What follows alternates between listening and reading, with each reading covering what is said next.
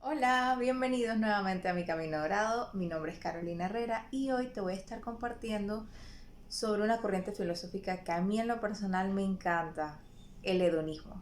Acompáñame. El hedonismo es una corriente filosófica o doctrina filosófica, como otros le conocen, la que considera que el único fin y propósito por el cual el ser humano hace todo lo que hace es en búsqueda del placer y el gozo. Es decir, que todo lo que nosotros hacemos, decimos, nos expresamos, nos movemos, es en busca de la satisfacción, de los placeres y del gozo. Esta doctrina filosófica ha sido muy tergiversada a través de los tiempos, así que no es raro por ahí tener cierta aprensión al concepto del hedonismo. Etimológicamente hablando viene del latín hedone, que significa placer, y el sufijo ismo, que habla de la cualidad o doctrina, o sea que sería como una especie de doctrina que va en búsqueda del placer.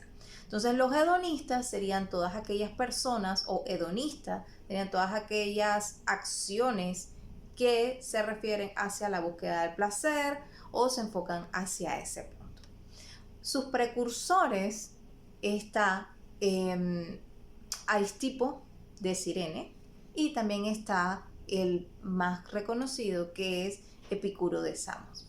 Aristipo de Cirene hablaba y predicaba sobre una búsqueda del placer integral para todo, que ese era el único principio que había. Para él no había ese concepto de exceso, sino que todo lo que nosotros hacíamos debía ser en búsqueda del placer.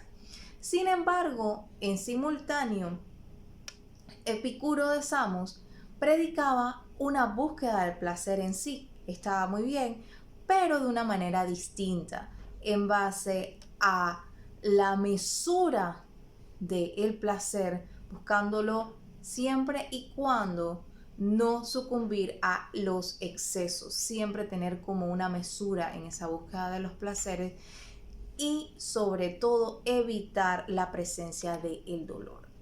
Entonces, otra cosita que me gustó mucho de la filosofía de Epicuro es que él dividía el concepto del placer de diferentes maneras. Lo dividía en tres puntos esenciales y serían los placeres necesarios e imprescindibles, es decir, el comer, el excretar, aunque no se escuche bonito, es verdad, es un placer y es una necesidad que todos tenemos. El saciar la sed es necesario también, y también nos provoca pues un punto de satisfacción. Están los placeres Mejor necesarios dicho, los pero no placeres necesarios, imprescindibles, mejor pero dicho. Entonces prescindibles. los Eso placeres era lo que quería necesarios decir e y me metí una imprescindibles son enredada todos que aquellos bueno, disfruten. que, si bien es cierto, los necesitamos, nos gustan, podemos prescindir de ellos, podemos vivir sin ellos. Ejemplo de esto es el sexo, las conversaciones que tenemos con personas, el vivir y convivir en un espacio, ya que los seres humanos somos seres sociales, necesitamos vivir en comunidad, necesitamos vivir comunicados. Sin embargo, podemos vivir aún si no tenemos este tipo de placeres, por dar un ejemplo. Y por último, pues también están lo que son los placeres innecesarios y prescindibles. Estos son los que nos damos porque nos gustan, porque los disfrutamos, pero en verdad no necesitamos de ellos para vivir, ni tampoco se pueden considerar como una necesidad en sí. Esto podría ser el ingerir alcohol, el fumar, los juegos de azar, entre otros. Cualquier otro tipo de lujo que nosotros podamos darnos, que en realidad no sea necesario. Es decir, voy y me compro una cartera de marca, yo necesito un bolso de repente, pero no necesito comprarme un bolso de 800 ni 900 dólares. Ahí hay un buen ejemplo de esto. Otro concepto importante de la filosofía del placer de Epicuro es que la felicidad se alcanza a través de la ataraxia, es decir, la paz, la calma, tanto del cuerpo físico como del alma. Y esto solamente podía ser conseguido si teníamos un buen balance entre el placer y el dolor. O sea, conseguir placer evitando el dolor, pero siempre siendo prudentes y evitando los excesos, como les comenté anteriormente. Esta satisfacción de la que él hablaba también era importante resaltar de que creara esa paz, esa calma de todo nuestro ser integral, de una manera completa. Es decir, que no se sobreexaltaran los sentidos sin necesidad.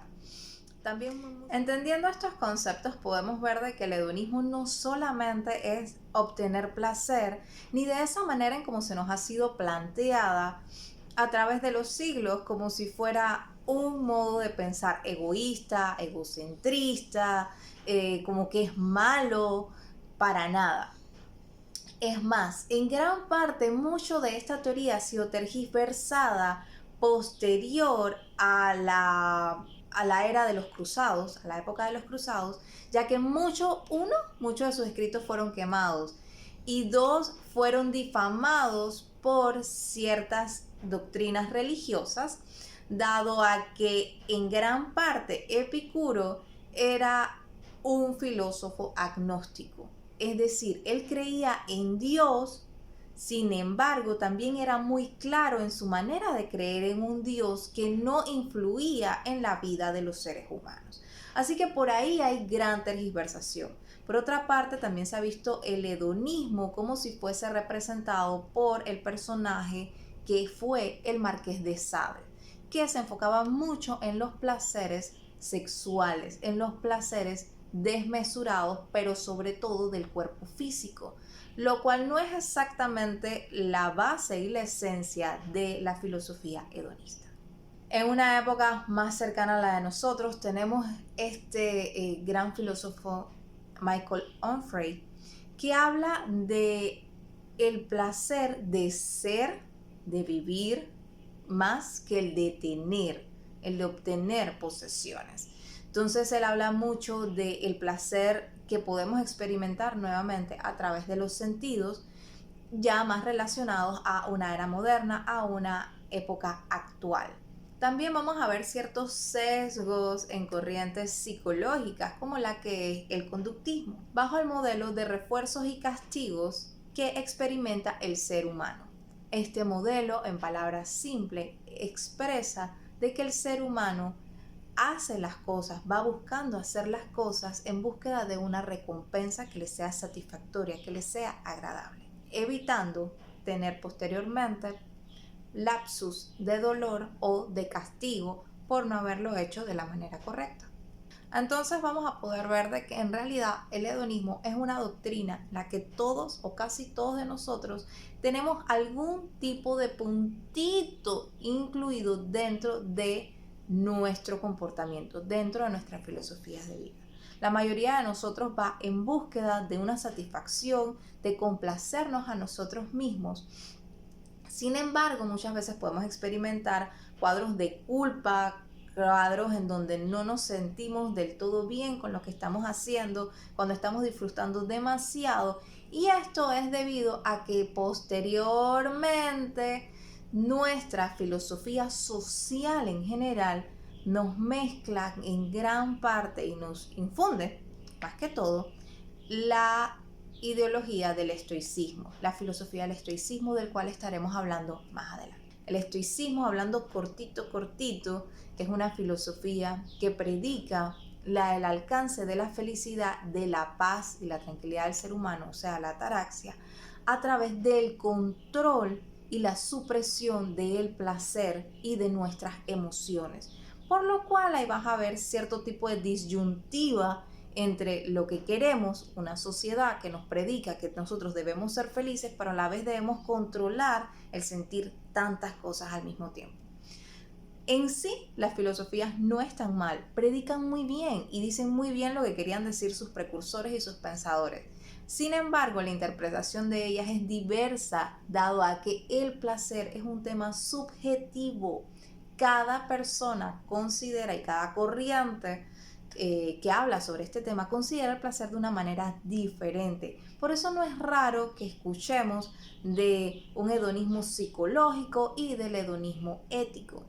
Así que bueno, esto ha sido todo por hoy. Te agradezco muchísimo que me hayas acompañado en esta sesión. Espero verte pronto. Déjame aquí abajo tus comentarios y recuerda compartir esta información con quien creas que les sirva.